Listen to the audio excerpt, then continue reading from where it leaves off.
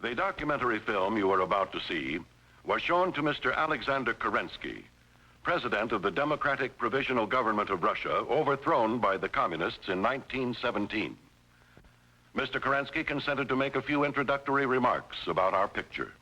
We present 80-year-old Alexander Kerensky in his New York City apartment on October 10th, 1962. Ladies and gentlemen, in a few minutes, you will see the documentary movie of the development of communistic movement throughout the world. The majority of this audience is too young to remember that this communistic movement began in 1917 during the First War in my country, in Russia. I was, in this time, leader of this provisional government of Russia. When you look at this film, keep in your mind that Russian people was the first victim of the communistic tyranny. I think that is now is time to study the communistic movement and to understand it, not by different legend created during these long years, but by the documentary sources, as for instance this film.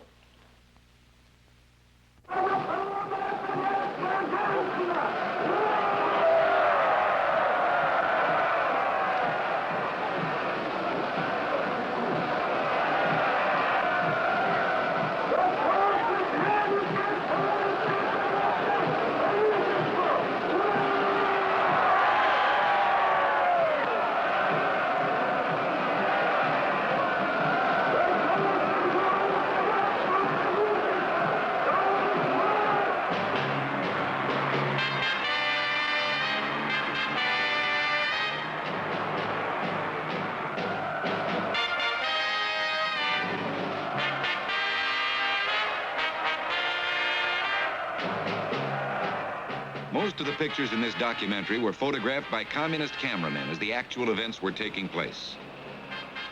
Communist narrators interpret some of the scenes. The words of the communist leaders are their own.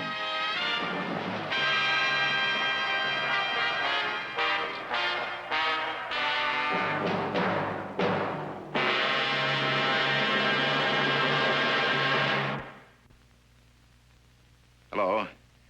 In the traditional motion picture story, the villains are usually defeated. The ending is a happy one.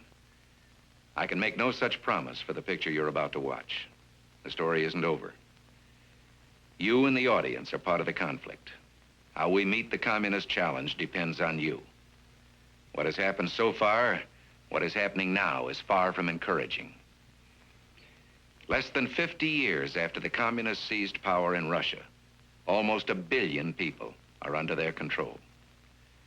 4 out of every 10 of the world's population oppressed. And the conspiracy that is communism is stronger, more determined than ever, growing in the image of its leaders.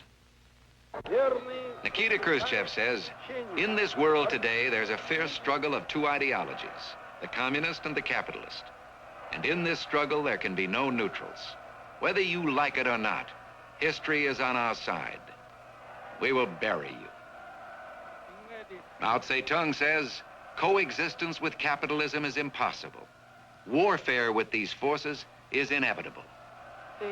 Fidel Castro says, socialism, communism, is a world reality today. There is no halfway between communism and capitalism. Their target is us, our institutions, our religions, our families, our children.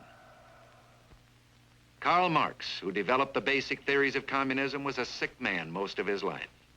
Sick in body and spirit. He once said, the capitalists will pay for my carbuncles. We have. Karl Marx believed that capitalism, as he saw it in the 19th century, was stagnating, beginning to decay.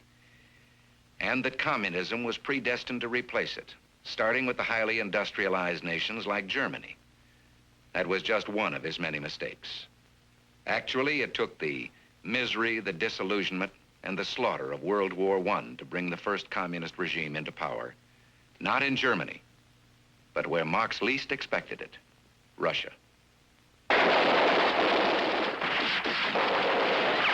In 1917, Europe is entering its fourth year of war. Karl Marx has been dead for 34 years, but one of his most fanatic disciples, the Russian Bolshevik Vladimir Lenin, is in exile in Switzerland with 13 devoted followers. On the Eastern Front between Germany and Russia, within the once proud Tsarist armies, corruption, hunger, and enormous casualties have taken their toll. Rioting flares in Petrograd, where the people demand bread. Imperial Russia dies as Tsar Nicholas abdicates in March. His future, Soviet bullets and an unmarked grave. In Germany, grasping for victory in the East, Field Marshal Paul von Hindenburg spirits Lenin across Germany in a sealed freight car. Lenin arrives in Petrograd in April and preys on the poverty, ignorance, and desperation of the people. He promises them land and peace, independence for non-Russian peoples, and a red heaven on earth. In July, he leads an uprising against the provisional coalition government, which fails. Alexander Kerensky becomes the new premier. On November 7th, October 25th by the old Russian calendar, troops of the demoralized army and navy under number 2 Bolshevik Leon Trotsky seize the Winter Palace and destroy the coalition government. Kerensky escapes. Lenin controls Russia.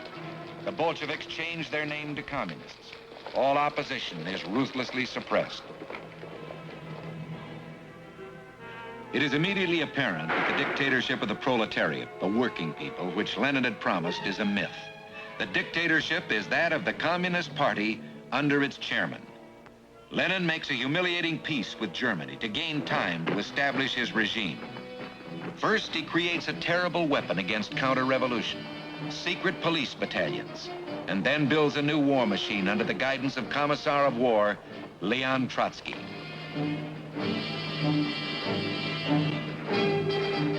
Lenin makes it clear that his brand of communism requires an absolute dictatorship.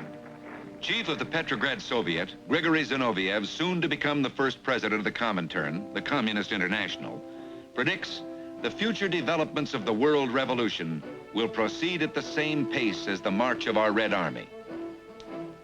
Lenin prophesies communism side by side with capitalism for a long time is unthinkable. One or the other must triumph in the end. And before that end comes, a series of frightful collisions between Soviet Union and capitalist states will be inevitable. By the summer of 1922, Lenin suffered a stroke. Russia, a catastrophe. With private property abolished, factories are idle, communications chaotic, farmland fallow, Bolshevik hopes are dying in squalor and misery. When under the direction of Herbert Hoover on the left, $60 million worth of food from the United States arrives to feed the starving Russian peasants.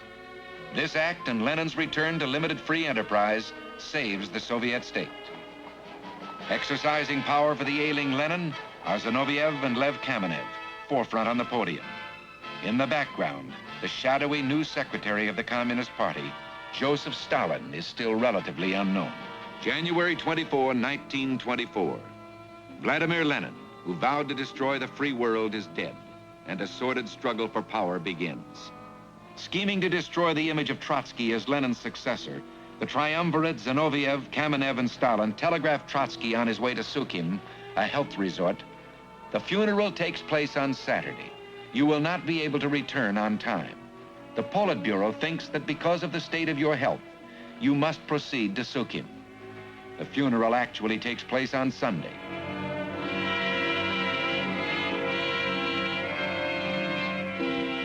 Trotsky proceeds to Sukhin. Stalin proceeds to power, using his position of party secretary to staff key positions with his henchmen.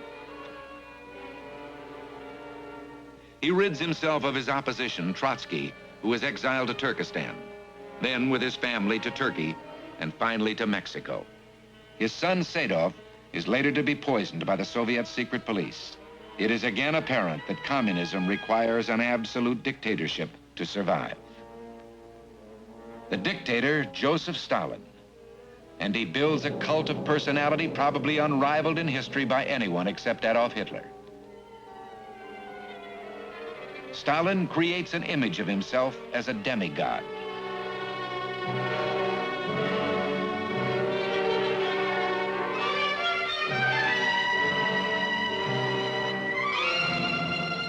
A man of the people, the source of all goodness, all wisdom, all love. Watching the proceedings are Stalin's underlings, Grigorio Ordzhonikidze, Anastas Mikoyan, Vyacheslav Molotov, and Lazar Kaganovich.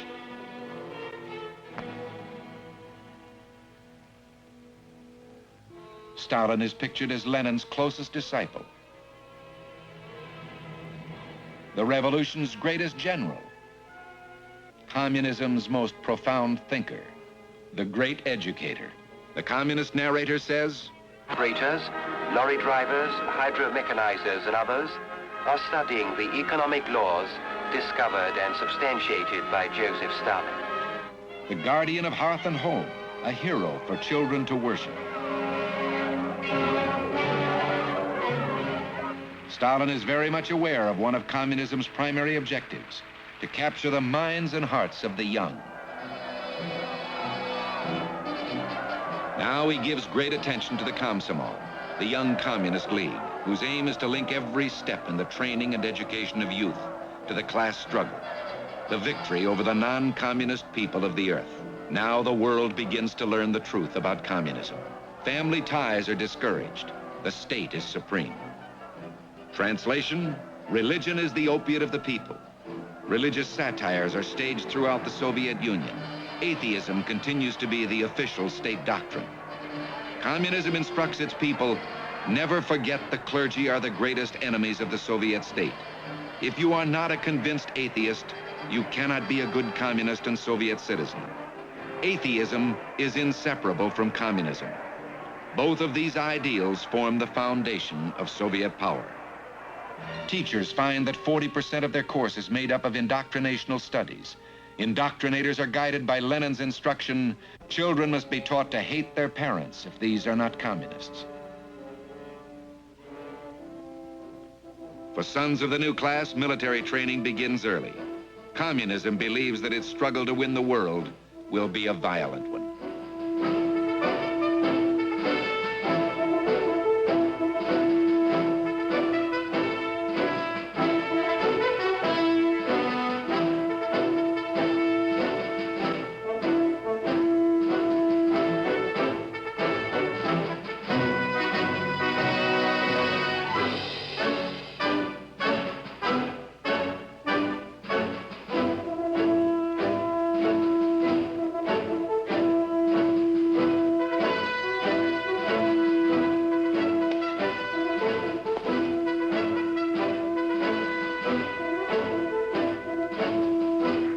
In 1928, Stalin puts Trotsky's 5-year industrialization plan into effect as his own. He initiates a series of so-called judicial trials that will last for 10 years, providing scapegoats for his many failures. And he begins the forced collectivization of agriculture. Stalin declares the kulak, the independent farmer, an enemy of the state. Whole villages are uprooted.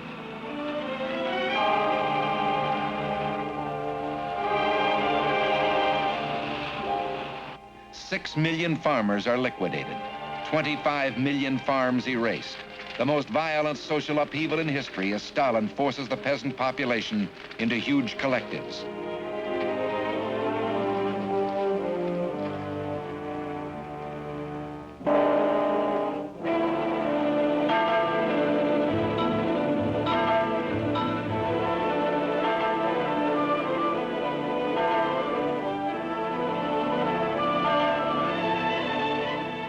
Food production declines, and once again, as in Lenin's time, starvation is the diet of communism.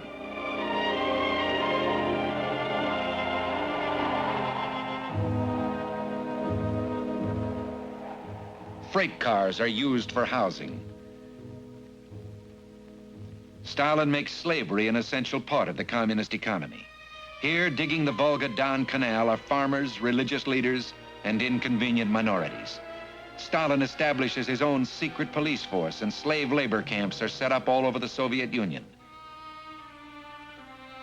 125 camps, 10 million slaves.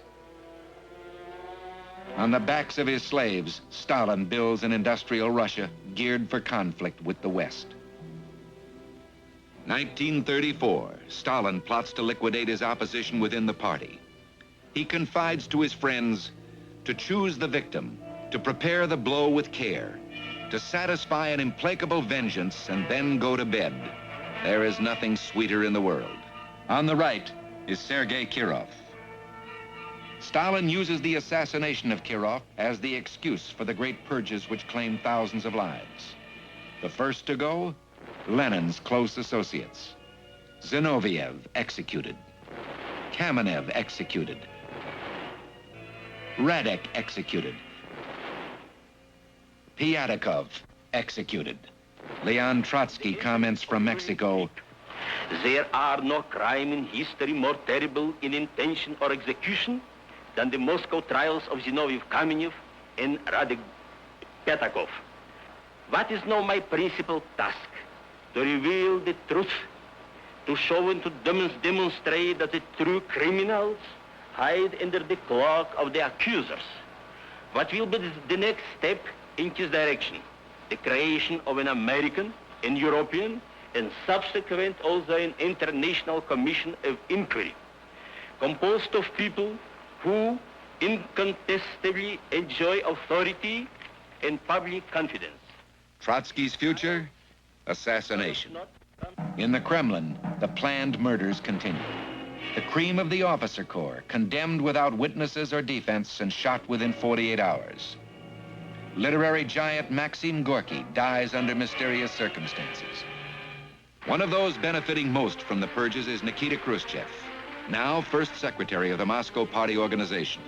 He proclaims, "They, the wormy trash, the Trotskyites, they raised their criminal hands against Stalin. Hail the greatest genius of mankind who leads us victoriously toward communism, our own Stalin." Apparently based on Kirov's reform project, the Stalin Constitution of 1936 provides for universal suffrage and direct election to the Supreme Soviet, in theory, the legislative branch of the Soviet government. In practice, it is actually a rubber-stamped cheering section for Stalin. As for the election, there's only one set of candidates, those nominated by the Communist Party. Voting with Premier Stalin are Minister of State Security's Secret Police, Nikolai Yeshov, Minister of War, Clement Voroshilov, and Minister of Foreign Affairs, Vyacheslav Molotov. By himself, Nikita Khrushchev.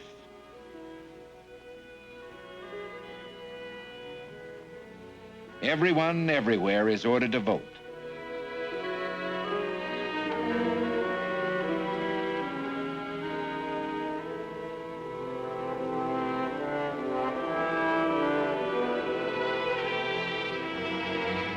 The penalties for failure to vote are severe.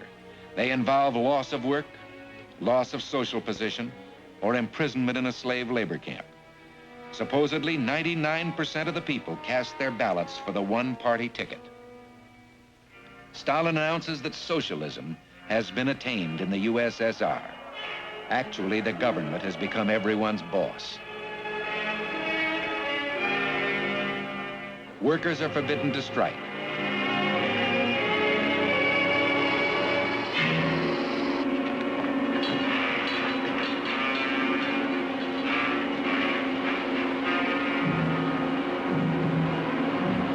Agriculture is finally collectivized. By 1939, through the tactic of united and popular fronts, the communist conspiracy is truly worldwide. In the United States, a well-financed communist apparatus insinuates its way into American life. Through the Communist International, based in Moscow, Stalin controls the activities of communists everywhere. He establishes a network of spies to steal, for communist misuse, the fruit produced under the system of free men. In Paris, communists maneuver their way into the French government. Posing as enemies of fascism, the Reds are able to gain many converts.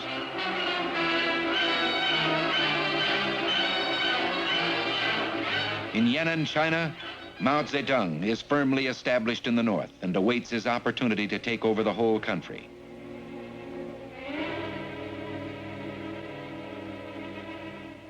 In Moscow, instead of the withering away of the state promised by Karl Marx, the state has become a monster, wholly dependent for its power on the Red Army and secret police. Despite the 20-odd years of Soviet brutality, the objective of the Marxist Communist Manifesto, the world revolution, has not occurred. And Stalin still waits for the chance to spill communism over the borders of the Soviet Union. His opportunity comes with the rise of a rival tyranny in Nazi Germany.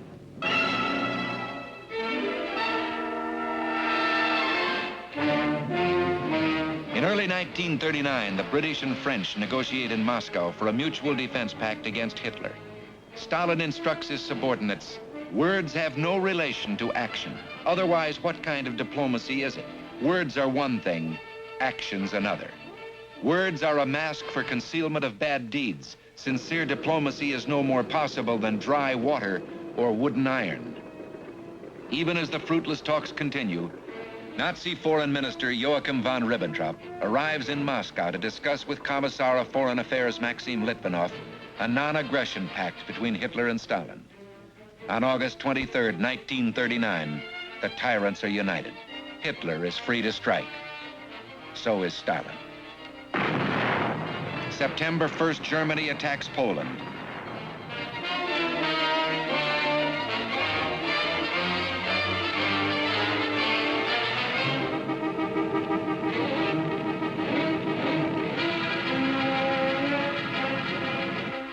Two days later, Britain and France declare war, but are powerless to help the gallant Poles. The end comes quickly. But not before the Red Army has invaded the hapless country from the east. Communism has at last advanced outside the Soviet Union and quickly provides the world with a sample of its tactics in occupied territory. Tens of thousands of prisoners are deported to slavery in Soviet Siberia. As the Polish people suffer, the Red propaganda machine goes to work.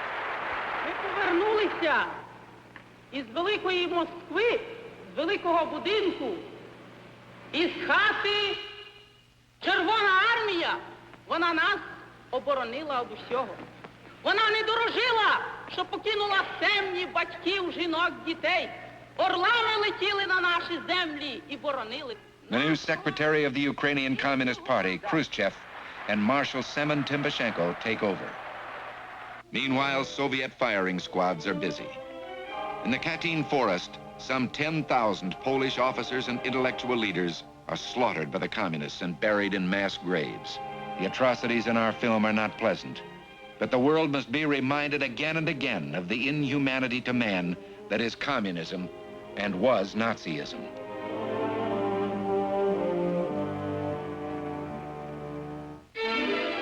After years of vicious attacks on Hitlerism as the scourge of mankind, Stalin now declares it cannot be denied that it was France and Britain who attacked Germany, thus assuming responsibility for the present war.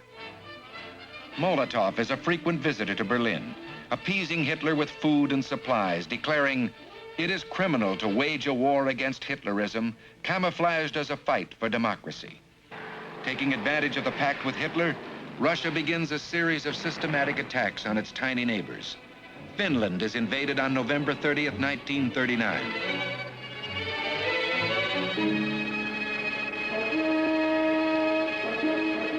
At first, the heroic Finns repulsed the Red Army, weakened by Stalin's purge of its top officers.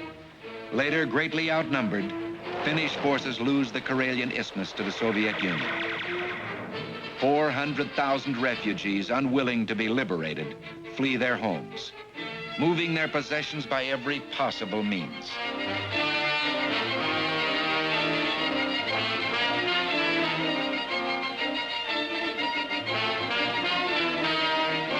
Next, the Baltic states.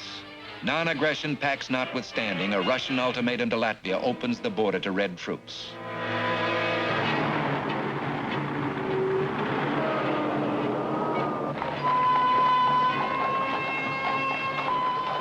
and hordes of so-called technicians, in reality trained in Moscow agents.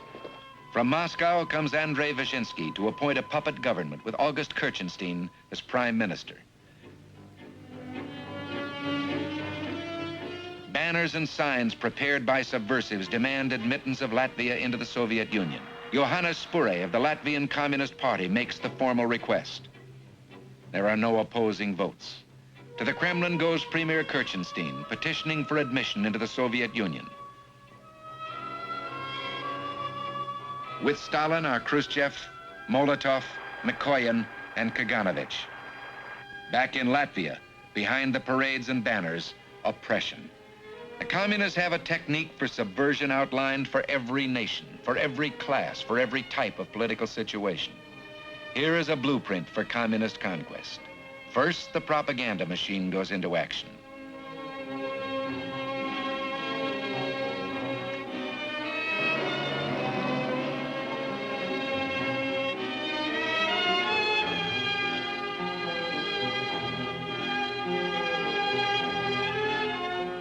Business is nationalized, and all assets become the property of the state.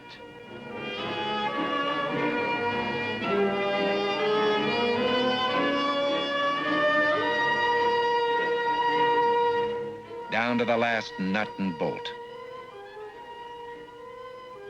This woman worked a lifetime to save 4,000 Latvian dollars. 3,000 of it is now the property of the party.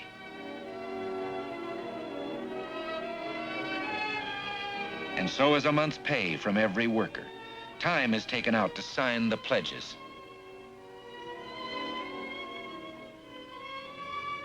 Farmers must join collectives in order to survive. The jails are opened, allegedly for political prisoners.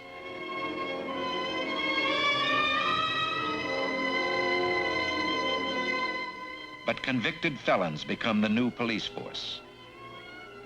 Translation, criminal album. Anas Yanis, 11 sentences for felonies, released from prison June 21st, becomes inspector of police. Yanis Businskis, professional thief, serving 3 years and 6 months, is made chief of the Red Guard. Sipe Gutmanis, a felon, serving 3 years and 6 months, moves up to prefect of the 2nd Police District. August Kalmans, burglar, serving 2 years and 1 month, was promoted to chief of police of Daugavpil. Matis Botanicus, thief, serving 2 years and 1 month, is the new chief of police of Liepaja. The new constitution from Moscow guarantees freedom from unreasonable arrest.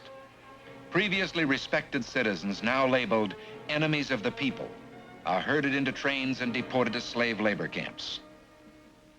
While parents are persecuted, great care and attention is immediately focused on the children. A red scarf of communism is supposed to give the character representing the spirit of childhood control over the world. The true meaning of the red scarf of communism is evidenced by this list of 78 Latvians from all walks of life. The notation says, politically unreliable, shoot them to death. There are no trials, no appeals. A mass grave in the courtyard of the Riga city jail. More than 15,000 men, women, and children, educators, doctors, ministers, students, laborers, are executed. It's the same sad story in Estonia and Lithuania.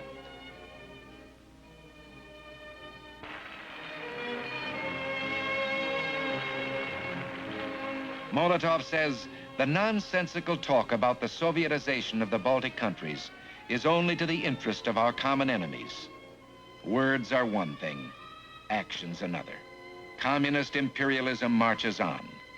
In eastern Romania, Khrushchev and Commissar of Defense Timoshenko supervised the Red takeover.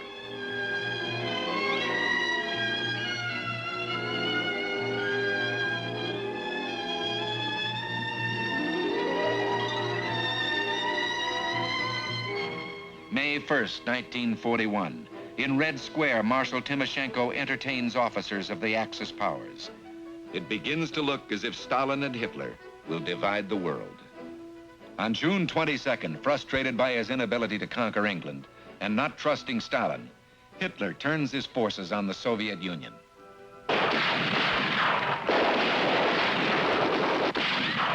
Because Stalin had feared to provoke the Germans, he ignored warnings of a Nazi buildup along his border. Caught completely by surprise, poorly led, and lacking the will to fight, the Soviet armies are decimated. Conveniently ignoring his own treacherous acts, Stalin appeals to the West for aid. Weeks later, he justifies his pact with Hitler to the Russian people in this way. С такими мировыми людьми и извергами, как Гитлер и Риббентроп, не была ли здесь допущена со стороны советского правительства ошибка? Конечно, нет. Пакт о ненападении есть пакт о мире между двумя государствами. Именно такой пакт предложила нам Германия в 1939 году. Могло ли советское правительство отказаться от такого предложения? Я думаю, что ни одно миролюбивое государство не может отказаться от мирного соглашения с соседней державой. Если во этой державе стоят даже такие изверги и людоеды, как Гитлер и Риббентроп. Что выиграла и что проиграла фашистская Германия, вероломно разорвав пакт и совершив нападение на СССР?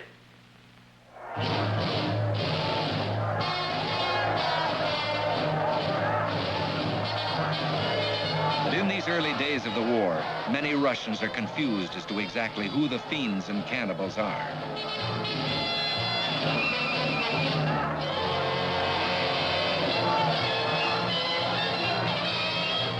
In village after village, the Germans are welcomed as liberators, freeing the Russians from the communist yoke. But then comes the incredible barbarism of the Nazi occupation troops.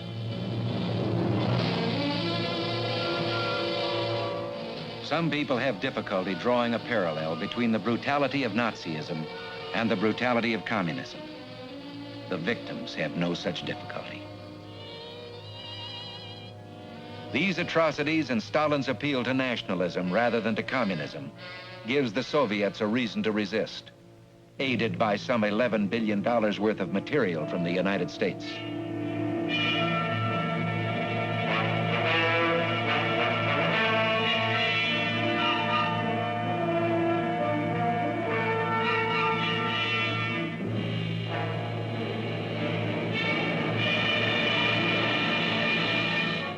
Stalin signs treaties to gain strength, first with the Polish government in exile represented by General Sikorski.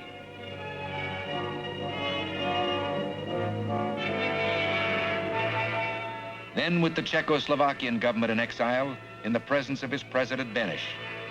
These are just two of the more than 200 treaties and international agreements communists sign and break. General Sikorski, with the Duke of Windsor representing Great Britain watching, takes charge of the Poles on Russian soil.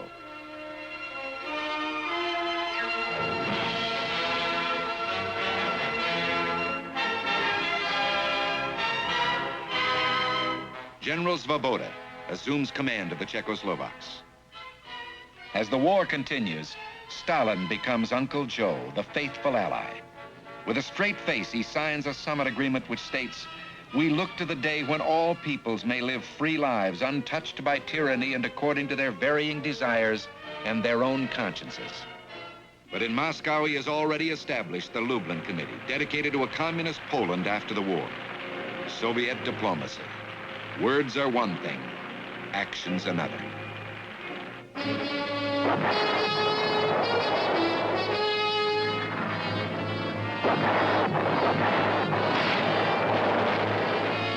While the Russian soldier battles Hitler, his communist leaders fight against freedom. In 1944, they unaccountably halt the Red Advance a few miles from Warsaw, where Polish resistance forces have risen in rebellion against the Nazi occupation. "Help us or we die," begged the patriots over the Warsaw radio. But the Red Army stands by, waiting for the future leaders of a free Poland, 200,000 of them to be massacred.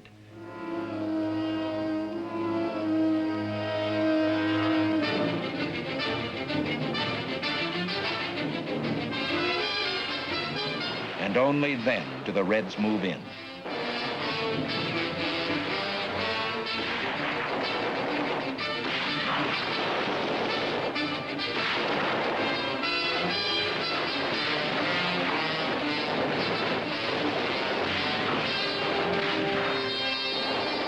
Stalin takes advantage of the change in the tide of war to satisfy his vengeance on 7 of his minority nations whose members may have been disloyal to him.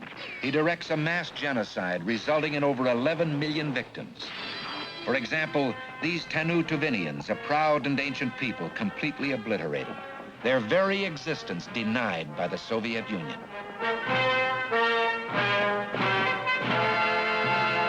When the war ends, the communists occupy all of Eastern Europe and 1/3 of Germany. Stalin means to hold his gains. All Red-occupied territories are ruthlessly plundered. The example of Mukden, Manchuria, where after 6 months of Red liberation, 5,000 factories are stripped of machinery for removal to Russia. The truth behind Khrushchev's statement, "We categorically refuse all that rests on loot, violence, and occupation."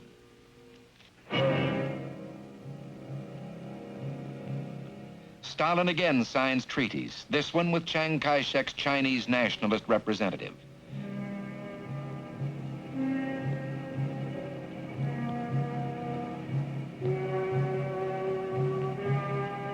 As this scene is being enacted, Stalin is secretly supporting the communist leader Mao Zedong. Soviet diplomacy. Meanwhile, Special United States Ambassador George C. Marshall attempts to restore peace in China. He negotiates a truce between the nationalist government forces represented by General Chang Chun and the communist guerrillas represented by General Chou Enlai. Paper promises, and the Reds gain valuable time to strengthen their forces. When Marshall leaves, they resume the war on a vastly larger scale. By the end of 1949, China falls to the Reds, another 700 million people under communist control.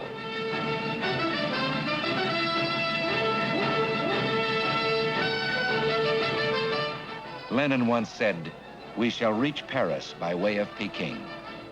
During this time, 1945 to 49, Stalin has been beating the propaganda drums for disarmament.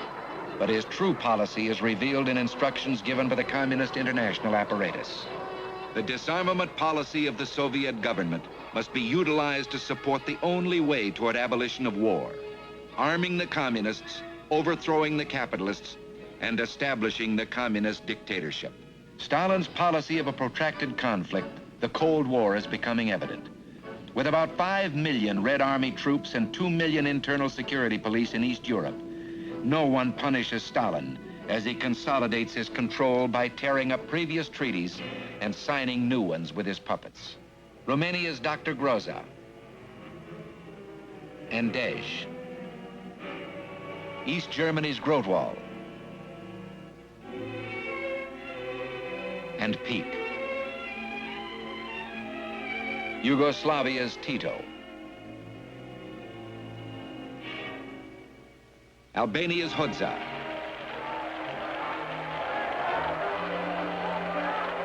In most communist parades and rallies, it's not unusual for the dove of peace to go hand in hand with the reality of war. Bulgaria's Dimitrov, formerly head of the Communist International. Poland's Beirut. Hungary's Rákosi, who speaks of Soviet generosity. Without the unremitting kind support of the Soviet Union, the Hungarian popular democracy, and I may add all other popular democracies, would never have been created. Czechoslovakia's Gottwald. The Czechoslovakian story, a good example of subversion in action. The great liberal statesman Eduard Beneš, after 7 years of wartime exile, is unanimously elected president of the Second Czechoslovak Republic by the Constituent Assembly. But the communists, a militant handful, force the formation of a coalition government and proceed to split and then wreck the opposition. To emerge the leading party in the cabinet under Premier Gottwald, a meeting of the communist-dominated General Federation of Labor is taking place. The Reds infiltrate the army and the trade unions. Gottwald denounces the anti-communist members of his cabinet. Zapotocki, chairman of the General Confederation of Labor, demands a general strike. The delegates vote. 2 committee members have the courage to abstain.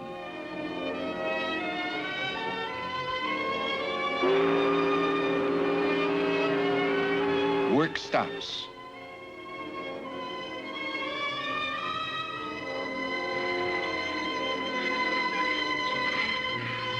Czechoslovakia is paralyzed. Freedom dies as Beneš is forced to accept the resignation of the last anti-communist in the cabinet. And then he too resigns.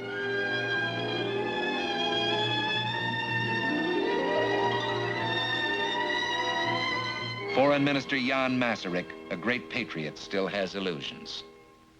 It's up to us, the so-called little people, and I personally proudly claim membership in that great mass of thinking and working citizenry. Come along with us, join us. Let's criticize together. Let's make suggestions together. Let's insist on being heard, and actions are bound to follow. Truth shall conquer if we give it half a chance. I'll be seeing you. 2 weeks after the takeover of Czechoslovakia, Masaryk is dead, allegedly a suicide.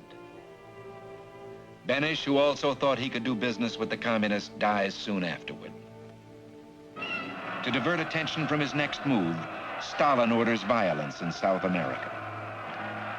In Bogota, Colombia, Dr. Jorge Gatlin, Colombia's most popular political leader, is murdered. Communist handbills printed in advance blamed the murder on the government. Within 24 hours, 1,000 dead, 136 major buildings destroyed, the result of the communist-incited riot.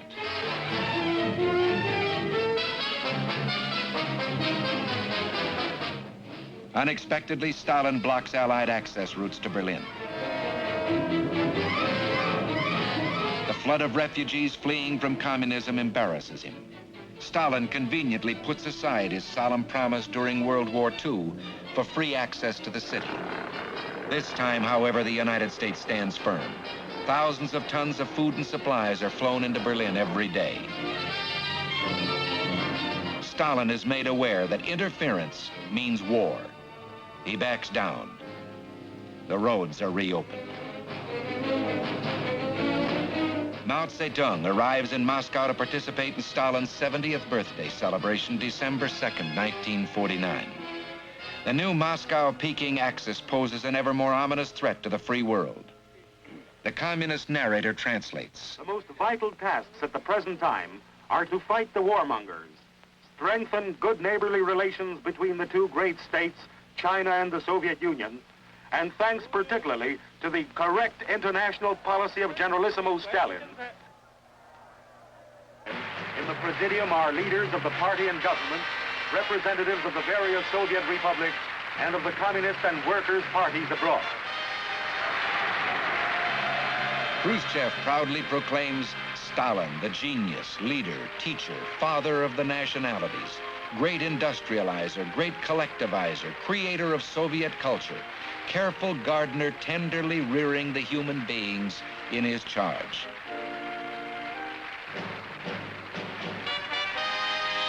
Nikolai Zvernik makes the introductory speech. To his left are Georgy Malenkov, first secretary of the Central Committee, and Lavrenti Beria, Stalin's Minister of Interior and State Security.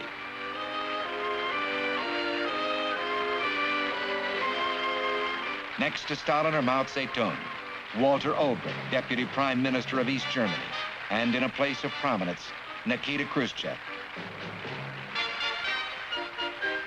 In preparation for his next move, Stalin steps up the clamor for peace throughout the world. A rash of peace demonstrations breaks out. This is one of them. The communist narrator says, On Berlin's Marx-Engels Square, the German youth demonstrate in defense of peace against the remilitarization of Western Germany. The German youth is greeted by the delegates to the World Youth Festival, representing 101 countries. Among those marching are 35,000 young peace champions from Western Germany who managed to get through Adenauer's police cordon. 2 million persons take part in the procession. In the evening, there's a youth meeting on the square. The speech of greeting is made by Walter Ulbricht, Deputy Prime Minister of the German Democratic Republic. Youth everywhere are brainwashed. У комунізм свої вітрила щасливий править Волгодон, і непоборна наша сила, яку не взяти у полон. Щолом за це віддати. Звідкільця висіг, і хто могутній міг з'єднати серця у нас усіх, єдина мати. Communist narrators continue. The artist borrows Prorokov's illustrations to Mayakovsky's verses about America. They lay bare the real nature of present-day America with its false democracy, lynch law, thirst for profits, and the brutalities committed by the militarists. These illustrations won the artist the Stalin Prize. Before us is a gay and noisy carnival fills the streets until the early hours of the morning. The people condemn the warmongers, enemies of democracy. In communist North Korea, a nightmare of national brainwashing is taking place. He supervises the work of a group of writers translating the classics of Russian literature and books on the Soviet Union. Among the first books earmarked for publication in the Korean language is a biography of Generalissimo Stalin. And in Moscow, North Korean leaders absorb Soviet techniques.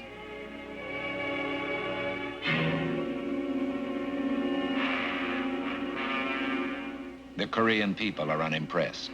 Tens of thousands flee to the democratic South. Korea becomes the Germany of the East. Stalin decides to do what he didn't dare to do in Germany: take control of the divided country by force. June 25th, 1950, the North Koreans launch a surprise attack.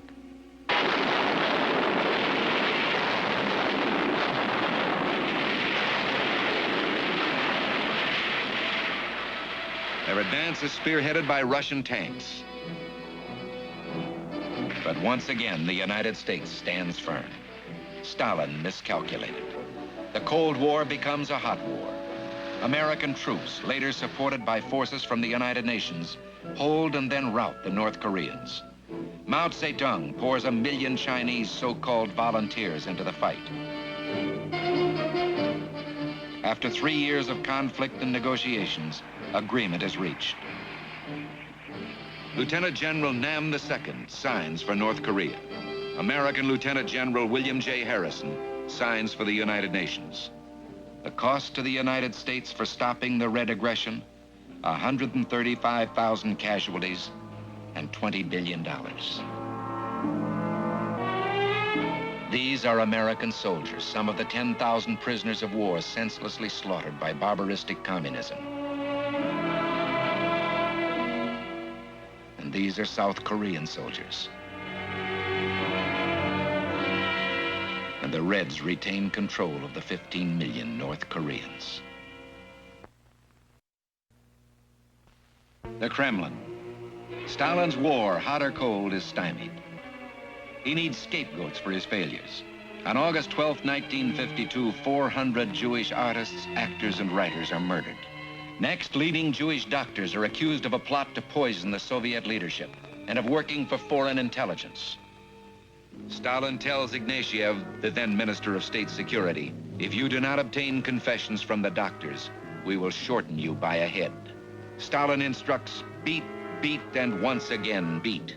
Caught in the frenzy of his purge, Stalin now plans to liquidate his entire inner circle. Molotov, Malenkov, Beria, Mikoyan, and thousands more are threatened. But before the murders can begin,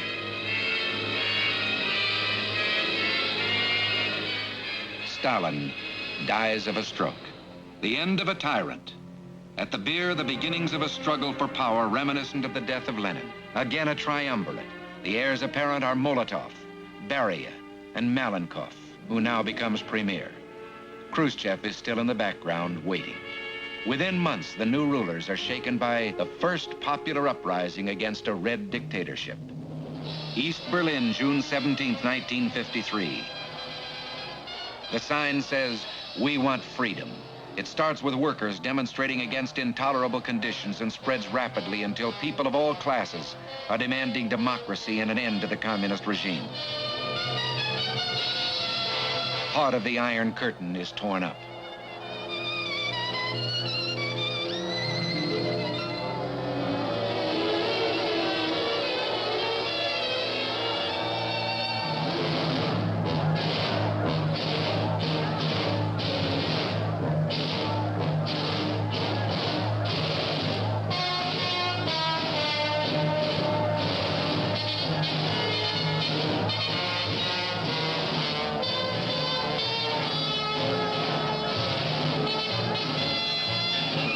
The red flag is hauled down over the Brandenburg Gate.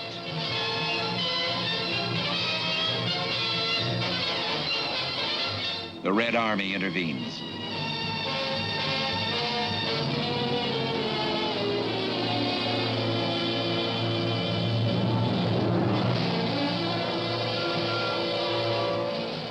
Sticks and stones prove useless against Soviet tanks.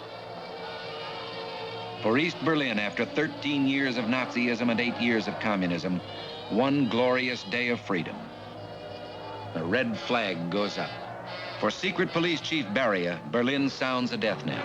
Khrushchev finally sees the chance to split the triumvirate and take over Beria's police power. Among other charges, Beria is accused of treason by his failure to foresee the uprising and is arrested.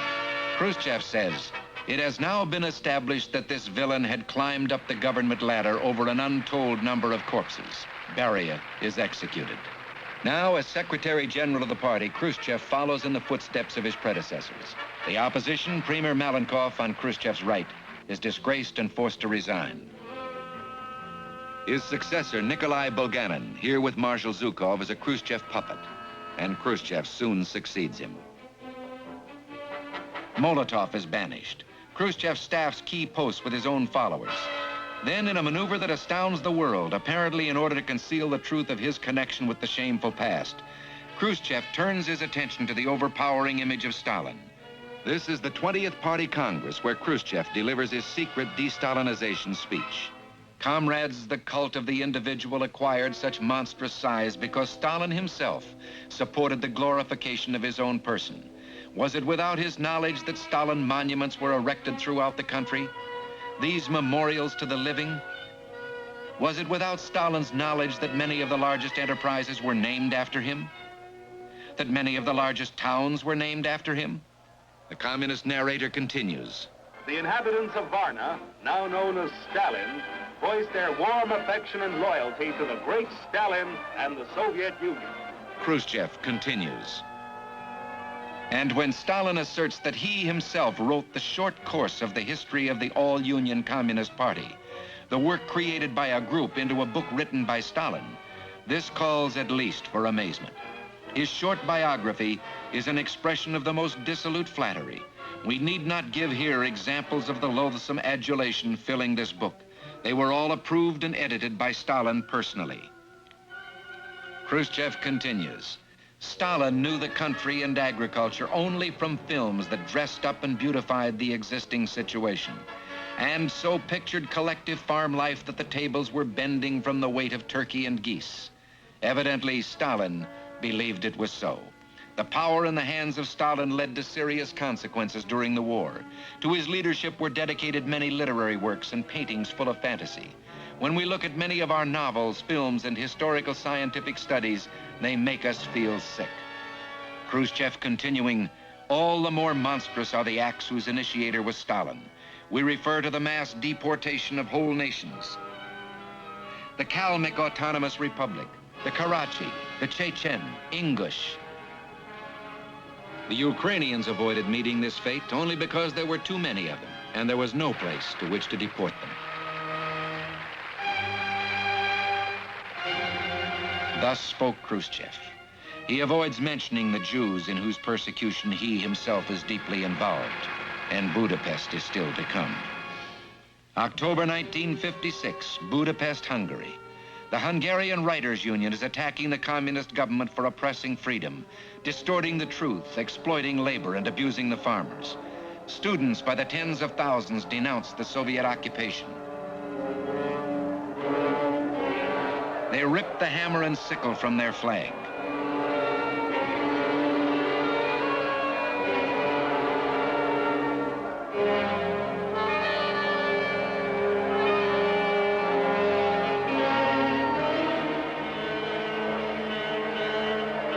They demand democracy, freedom of opinion and expression, freedom of the press and radio, general elections with a secret ballot. They march to the Budapest radio station to make their program known to the world. The student leaders are arrested and the crowd demands their freedom. Now the AVO, the Communist Security Police, opens fire. The first blood is drawn.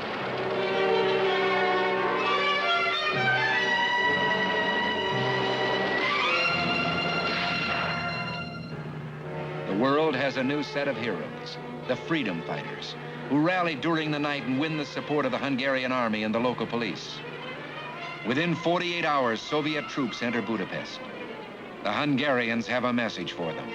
Russians go home. Molotov cocktails, a homemade explosive, emphasizes the message.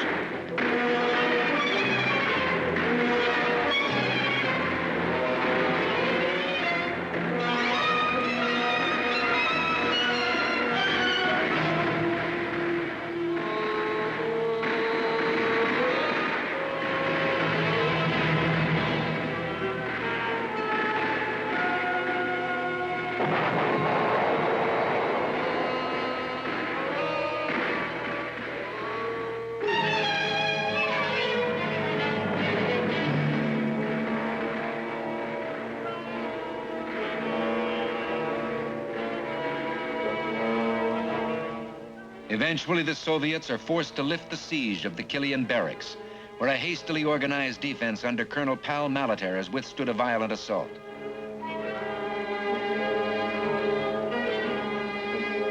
The AVO, the secret police who have barricaded themselves in the Communist Party building, are taken prisoners.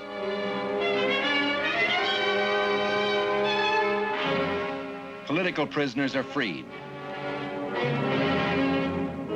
One of them, Cardinal Minzetti, has been a captive for 8 years. Russians go home. Radio Moscow broadcasts, the Soviet government is prepared to revise its policy of stationing troops in Poland, Hungary, and Romania. The Red forces withdraw.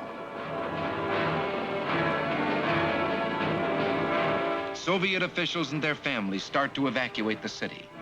For the moment, Hungary is free. For the moment.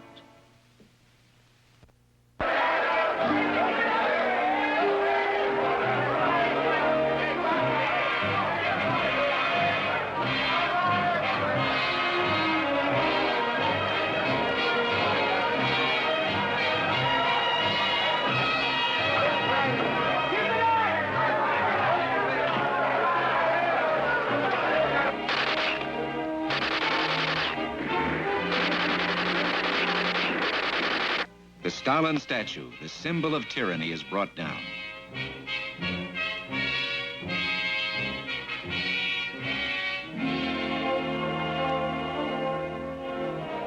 The inscription reads, "Free Hungarian Radio." The free press rolls.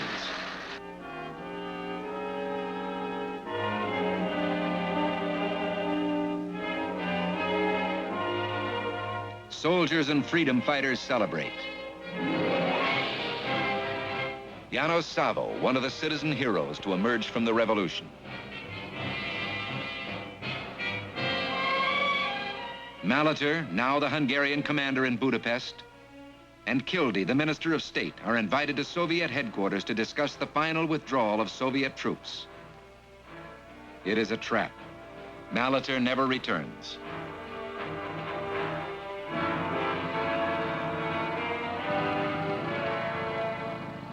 On the morning of November 4th, Soviet bombers attacked the city, the signal for an all-out assault by the Red Army.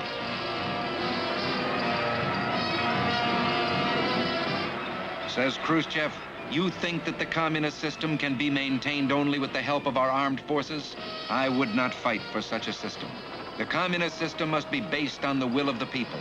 And if the people do not wish this system, let them establish the way of life they think best.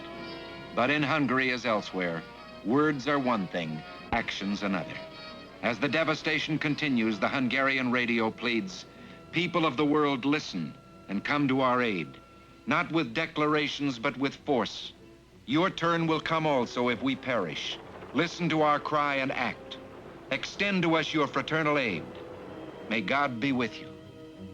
Then silence. The aftermath, death. And again the inevitable refugees from communist tyranny. Premier Janos Kadar arrives in Moscow for instructions from Premier Bulganin. Khrushchev states, "Comrade Janos Kadar is truly above all a revolutionary who is thoroughly dedicated to his cause. He is a loyal communist who stands on international Marxist-Leninist positions, who does not shun questions of class struggle." It is again apparent that communism requires a dictatorship to survive. With the blood scarcely hosed off the Budapest streets, Khrushchev begins to build his own image. He is a man of the people, a smiling, good-natured peasant. He is a man of the world, interested in people and problems everywhere. He meets with Sukarno of Indonesia, with Mao Zedong, and with Fidel Castro.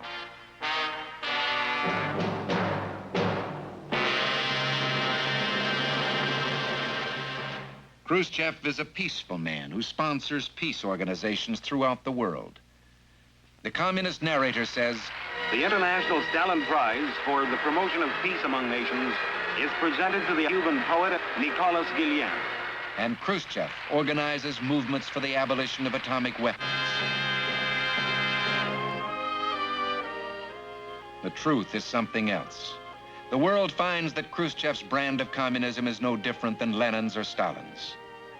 He breaks a solemn agreement for no further testing and resumes some 40 nuclear explosions, detonating a multi-megaton hydrogen bomb, the most awesome man-made explosion in history, apparently to frighten the world. Preaching disarmament on his own terms, he maintains the largest standing army on Earth, a constant threat to peace, an ever-present instrument of blackmail. Says his Minister of War, Rodion Malinovsky, "Glory to the Communist Party of the Soviet Union, which has inspired and organized all our victories. Working for world peace, the Soviet state shows its ceaseless concern for the army, which has been called upon to stand guard over the gains of the revolution." The peaceful man is dutifully following Lenin's advice. Every peace program is a deception of the people and a hypocrisy unless its principal object is to support, aid, and develop the revolutionary struggle. The smiling, good-natured peasant admonishes, "If anyone believes that our smiles involve abandonment of the teachings of Marx, Engels, and Lenin, he deceives himself fully. Those who wait for that must wait until the shrimp learns to whistle." The man of the people restores the League of Militant Godless and founds 2 universities of atheism. He points out, communism has not changed its attitude toward religion. In this church, these 14-year-olds are forced to replace their communion with a youth oath, which swears allegiance to the communist state. And these third-grade students are being sworn into the Communist Young Pioneer Organization. The children take the oath in answer to the question, "Are you prepared to give us your entire strength to work toward the noble goal of communism?"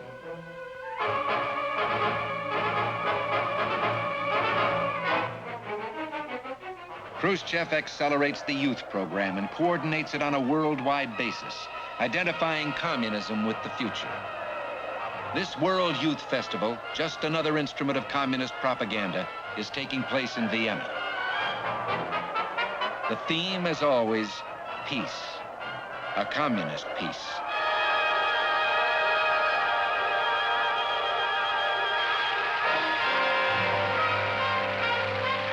Propaganda is big business for the Soviet Union. Khrushchev's excuse? Our enemies spend vast sums on subversive activities against socialist countries. The truth is, the Soviet Union is paying around $2 billion a year for their propaganda, employing about 500,000 people. Moscow spends approximately $2 per free man to be subjugated, as against 2 cents per person allocated to world propaganda by the free countries combined. The Soviet effort is roughly 100 times as great as that of all the rest of the world. The money to pay for this fantastic propaganda machine comes from the masses under the communist yoke, who work for absurdly low wages to enable their masters not only to dominate them the better, but to also deceive more successfully the masses in free countries. The importance of propaganda to the success of communism was emphasized by Lenin when he instructed, every sacrifice must be made, the greatest obstacles must be overcome, in order to carry on agitation and propaganda systematically, perseveringly, persistently, and patiently. While Khrushchev believes he can win the world with his policy of peaceful coexistence, in China, where the communist tyranny is the same, the communist objective the same, the destruction of the dignity of man the same, Mao Zedong's conception of achieving the communist goal is different. Again and again, he says, war with the West is inevitable. It is desirable. Meanwhile, in China as everywhere else, communism produces waste, squalor, misery, and death. Thousands challenged the terror of the secret police to flee into British Hong Kong.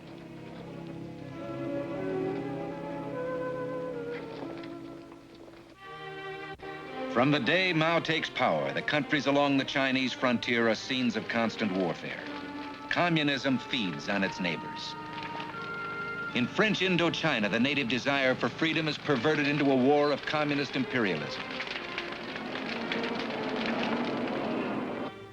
Geneva, 1954. Red China's Zhou Enlai and French Premier Mendes France sign an armistice that surrenders the northern half of Vietnam, 12 million people, to longtime communist Ho Chi Minh. Like Germany and Korea, Indochina is now half slave, half free.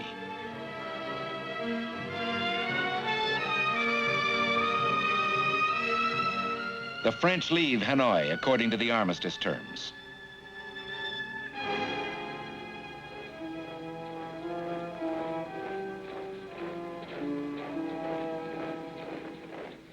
And with them go the inevitable refugees, 1 million of them fleeing to the south, where a constitutional government is being established.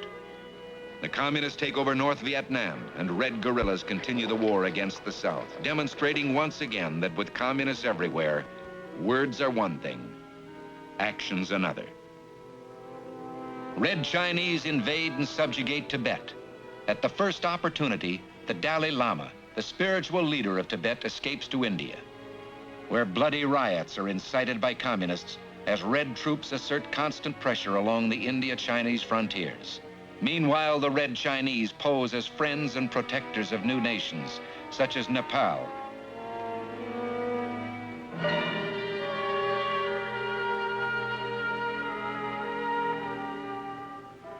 and old nations such as Albania, and seek to extend communist influence into Latin America. Here in Peking, communist delegates from different Latin American countries meet their hosts, Mao Zedong and Zhou Enlai. Their most important success occurs in Cuba. Only 90 miles from the United States, where a brutal dictatorship under Fidel Castro has imposed the yoke of Marxism on the Cubans. Another 7 million people trapped behind the Iron Curtain. In Moscow, Yuri Gagarin, Soviet cosmonaut, speaks of the peaceful foreign policy of the Soviet government. Hands-off revolutionary Cuba. The Nationalist Congress of Socialist Youth chooses Havana as its meeting place. Delegates are from the United States, China, Canada, and Russia.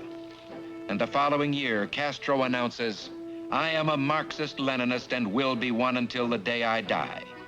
Castro wins a Lenin Peace Prize. In British Guiana, Chetty Jagan and wife head a strong communist party.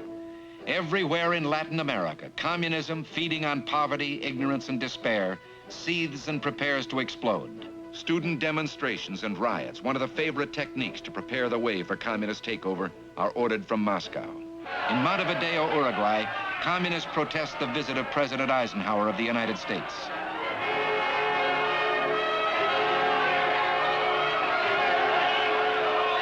In Caracas, Venezuela, Vice President Nixon is mobbed and his car stoned by communists.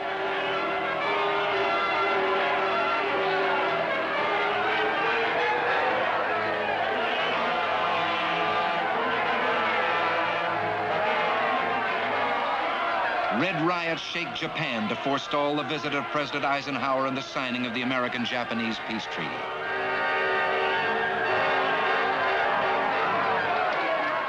Throughout the non-communist world, again and again, on orders from Moscow, violence. It erupts too in Africa, in the Middle East, and in Europe, in supposed neutral Yugoslavia, in France. But in the communist world, the demonstrations are quite different.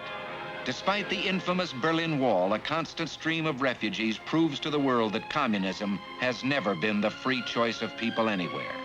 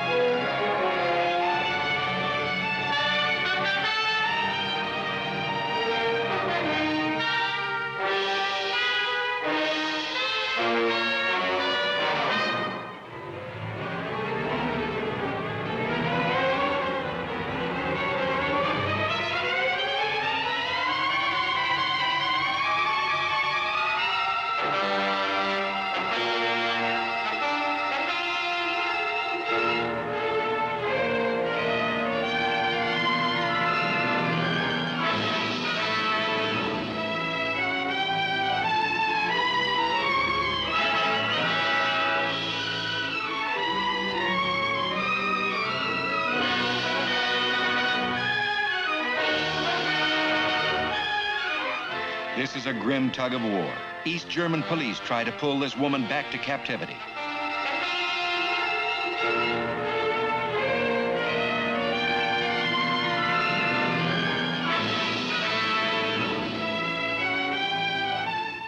She finds freedom. Others find death. Khrushchev insists the Soviet state has not ruled and does not intend to rule anyone or impose our way of life upon anyone. For Khrushchev, as for Lenin, Stalin, Mao Zedong, and Castro, and as it must be for all communists, words are one thing, actions another. Communist conspiracy is a deliberate and predictable plan of action to subvert the world. A startling story from Lenin in 1914 with 13 followers to the present with 1 billion people under the control of a comparative handful of communists. In the Soviet Union itself, only 5% of the people are members of the party. The communist philosophy that the end justifies the means has caused pain out of all proportion to the pitiful social progress communism has achieved. And yet it has spread at a fantastic speed and demonstrated a frightening vitality. Why? 2 primary reasons, I think. First, it has duped well-meaning people everywhere into thinking that it provided an answer to the economic and social problems of the world. Second, it has not hesitated to use force wherever possible to impose itself on unwilling people and to hold them in abject subjugation. What can we do in the face of this communist threat? Well, for one thing, we can, by example, let the people of the world know that the way of free men provides a surer, happier answer for their problems than the outdated, coercive doctrines of Karl Marx. That freedom, and not communism, is the doctrine of the future. We must remain strong so that we can never be blackmailed by men like Khrushchev and Mao Zedong, and so that we can uphold the hopes of the captive peoples. If, as the communists say over and over again, war is inevitable, then it is sheer folly for us not to make every conceivable political, economic, military, and psychological preparation to win. No one knows what the end of the story will be. That's up to you.